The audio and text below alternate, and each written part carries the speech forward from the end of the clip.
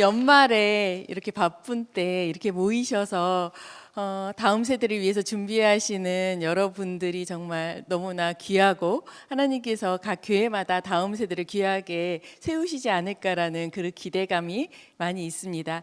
오늘 저랑 같이 해야 될 내용들은 아는 만큼 보여요. 발달했다는 신앙 교육입니다. 저희가 아이들이 어렸을 때부터 자라는데 이 자라는 아이들의 발달 상황을 아시면 교회에서도 훨씬 더 사역하시기에 도움이 되실 것 같아서 이 자료를 좀 준비를 해보았습니다.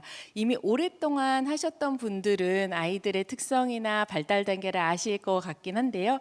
그래도 전체적으로 오늘 다룰 내용들은 영아부터 청소년까지 쭉 한번 살펴보시면 여러분들께서 좀 여러 가지 도움이 되시지 않을까 생각이 듭니다. 또 특별히 또 새롭게 신년에 새롭게 교사로 헌신하신 분들이 계시다면 자녀도 키우셨지만 또 이렇게 저희가 잊어버리잖아요. 그래서 그때를 좀 기억하고 자녀들한테 좀 더 접근할 수 있는 기회가 되지 않을까 싶습니다. 보통 발달이라고 하면 저희가 점점 성장하는 것을 의미하죠. 근데 발달은 평생 동안 이루어집니다. 그래서 노년도 발달입니다. 그래서 노년 발달 이렇게 하게 돼요. 근데 오늘은 발달 중에 청소년까지 할 거예요. 그리고 그 발달을 잘 아는 것이 나의 자신을 이해하는데도 도움이 많이 될 거라는 생각이 듭니다. 저도 계속 발달하고 있습니다.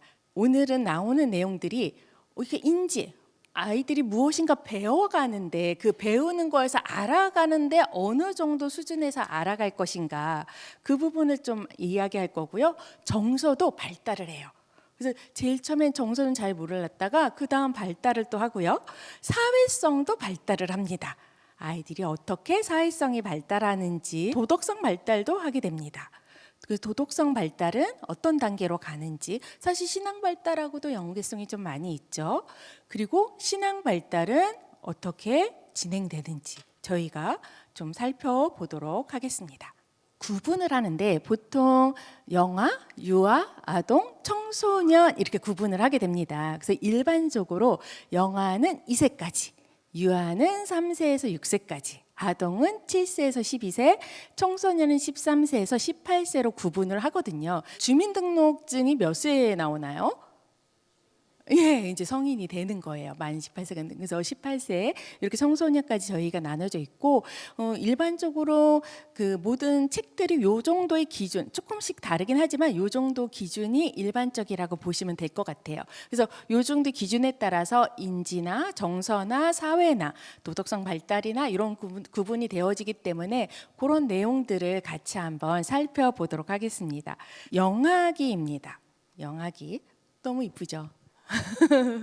교회에 어린아이가 있으면 뭐 교회가 다 너무 기분이 좋습니다. 너무 이쁩니다. 영아기부터 할 텐데 아마 여기서 영아부를 하시는 분은 아마 좀 극히 혹시 영아부 하시는 분 계시나요? 오, 네, 있으시군요. 유아부, 유치부 하시는 분들. 아, 네. 아동부 하시는 분들. 유년 초등부. 예. 아, 네. 중고등부.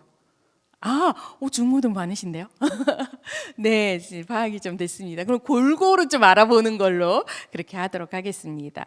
그 영화 쪽에서는 가장 조금 관심을 가져야 되는 것 중에 하나가 신체 발달이 가장 빨리 일어납니다. 그래서 태어나자마자 이렇게 있다가 돌 되면 어떻게 되죠? 돌 되면 걸을까요? 안 걸을까요? 걸어요. 돌 되면 벌써 걸어요.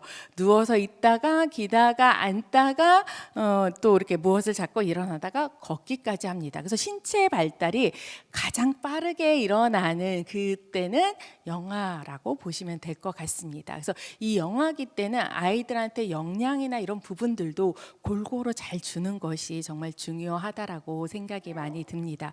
그리고 영아 때 보면 아이들이 무엇을 쥐면 그걸 어디로 가져갈까요?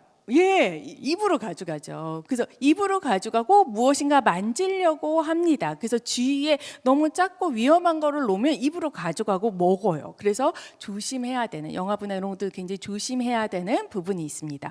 근데 이때는 오감을 통해서 배워나가는 시기입니다.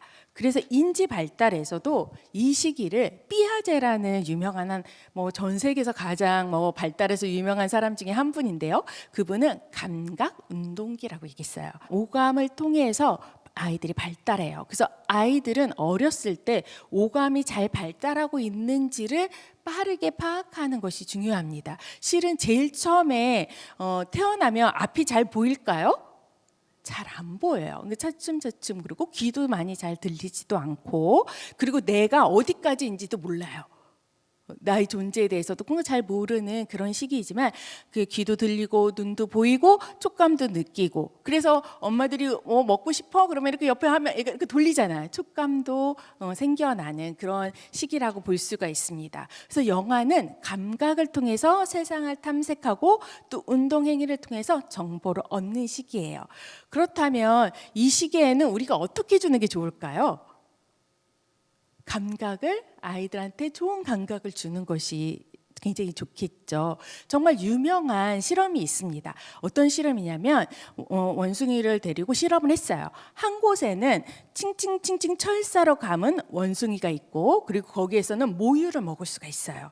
근데 한 곳은 그 엄마 원숭이를 만들었는데 우유를 주지 않고 그냥 포근한 그 천으로만 감싸 주었어요. 그랬을 때 아기 원숭이는 어느 쪽에서 시간을 더 많이 보냈을까요? 손들어 보겠습니다. 철사 쪽. 아무도 없으세요? 그러면 포근한 쪽. 만점입니다. A뿔입니다. 맞아. 왜 그럴까요? 아이들은 따뜻하고 촉감을 통해서, 감각을 통해서 이 시기가 굉장히 중요하기 때문에 그랬습니다. 그래서 어떻게 하면 좋을까요? 엄마가, 아빠가 따뜻하게 안아주고 그 아이에게 타독타독 해주고 이랬을 때 아이는 굉장히 중요하게 자기가 신뢰할 만한, 세상이 정말 신뢰하구나, 이런 마음을 가지게 됩니다. 근데 굉장히 중요한 이 시기의 인지 발달에서 굉장히 중요한 개념이 있습니다. 그것이 뭐냐면 대상 영속성이라는 개념을 아이들이 알게 됩니다. 이거는 약간 이제 조금 교육학적인 용어이긴 하는데 이런 거예요. 여러분들, 제가 여기 마우스가 있어요. 여기다 내려놨어요. 안 보이시죠? 그럼 마우스가 있을까요? 없을까요? 있어요. 여러분들은 대상 영속성 개념이 있으세요. 근데 아이들은 눈에 이렇게 있어요? 안 보여요. 그럼 이 세상에 있다고 생각할까요? 없다고 생각할까요? 없다고 생각합니다. 눈에 보이는 건 있고 눈에 안 보이면 이 세상에 없는 거예요. 그래서 아이들이 깍꿍놀이를 왜 좋아할까요? 깍꿍 하면 엄마가 이 세상에서 생겨났다가 사라졌다는 게 얼마나 재밌어요. 여러분들, 마술사가 이게 여러분들 이 앞에서 저처럼 있다가 뿅 하고 사라지고 뒤에서부터 걸어 나오면 여러분들 우와 이렇게 하시잖아요. 그런 기분인 거예요. 근데 이 개념을 이 시기에 배워갑니다. 그래서 아이들이 공놀이를 막 하다가 감췄어요. 그런데 감췄을 때 대상 영속성 개념이 있는 아이는 어떻게 할까요? 맞아요. 뒤로 가서 찾아. 이렇게 뒤로 가서 찾아요. 근데 대상 영속성 개념이 없는 아이는 어떻게 할까요? 울기도 하지만 이렇게 약간 멍했다가 딴 거 가지고 놀아요. 그래서 대상 영속성 개념은 이 시기에 굉장히 중요한 시기라 이 시기에 그 개념이 생기는지 안 생기는지를 조금 보셔야 돼요.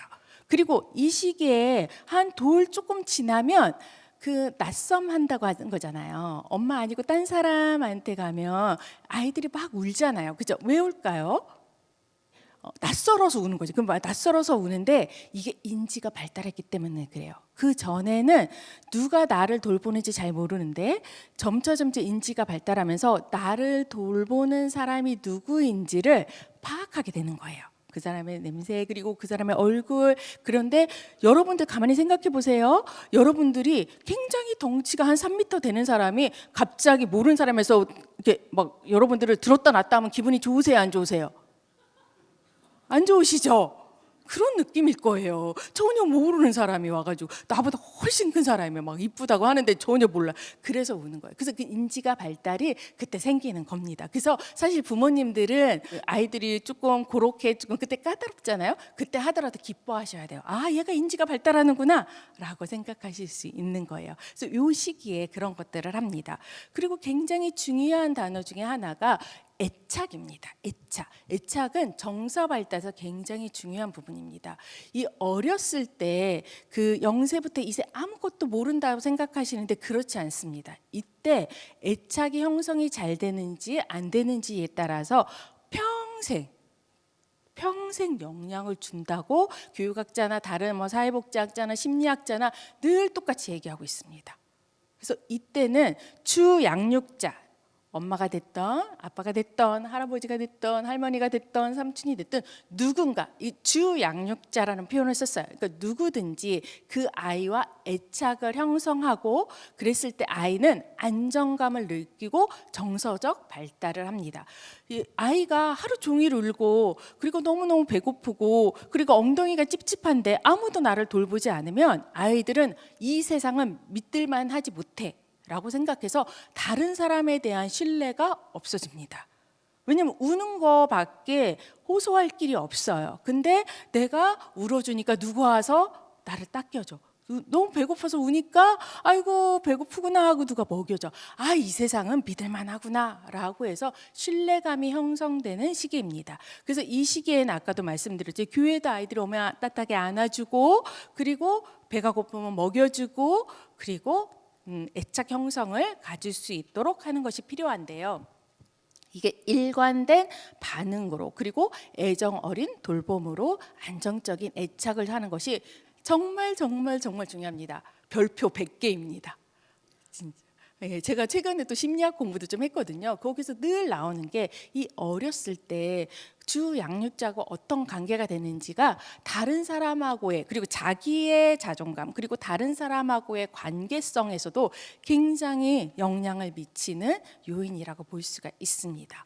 그리고 사회성 발달에서는 기본 신뢰가 형성되어져서 아까도 얘기했듯이 이때는 주 양육자 일반적으로는 엄마 아빠하고 상호작용을 통해서 신뢰와 친밀감이 형성되어지고 비언어적 소통을 합니다. 그렇죠? 언어가 아직 발달하지 못했기 때문에 이렇게 웃고 그리고 서로 반응해주고 그렇게 합니다. 아이들이 정말 어리지만 키워보시면 아직은 너무 잘 알아요. 그 분위기나 반응을 너무 잘합니다. 그래서 이 사회성 발달이 이때는 부모님하고 주양육자하고 같이 가져간다라고 보시면 됩니다. 이때는 아직 도덕성 발달까지는 가지 못해요. 뭐 자기 중심적, 자기의 어떤 개념을 익혀가는 시기라고 볼 수가 있습니다. 양육자의 반응을 통해서 어떻게 적절하게 나아가는 시기입니다. 그렇다면 우리가 관심 있는 신앙 발달은 어떨까요? 신앙 발달은 파울로라는 학자가 얘기했는데 이제 원초적이고 미분화 아직 분화가 되지 않은 신앙이야 라고 얘기했습니다.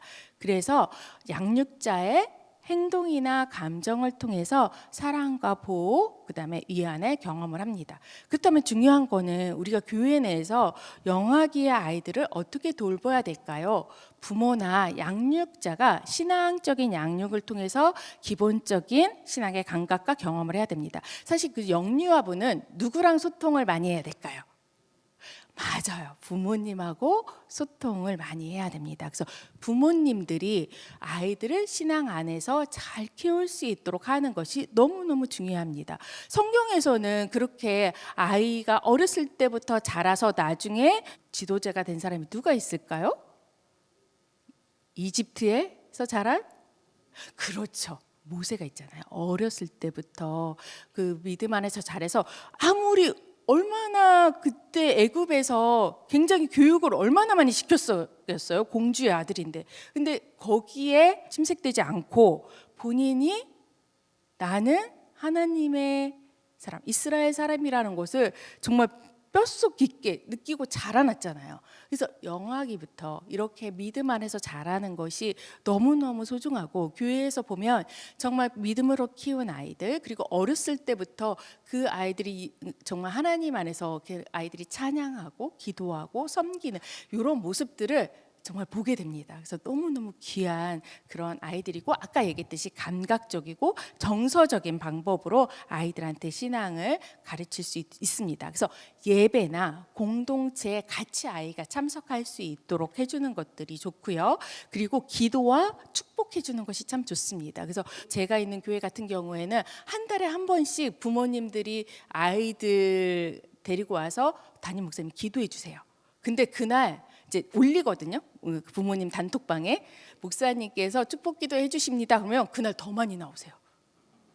그렇잖아요. 우리가 자녀가 하나님의 자는 게 너무너무 소중하잖아요. 그러니까 정말 그날 더 많이 나오세요. 숫자가 달라져요. 그래서 아이들이 어려서 하나님 이제 축복을, 그리고 엄마 아빠가 축복해주고, 그래서 하나님이 너를 정말 정말 사랑하신단다, 그런 것들을 알려주고, 찬양과 성경 노래를 계속 집에서나 들려주면 아이들이 그 말씀 안에서 자랄 수 있는 기반이 됩니다. 그리고 또 혹시 놀이매트나 장난감이 있다면 기독교적인 것들을 좀 활용할 수가 있습니다.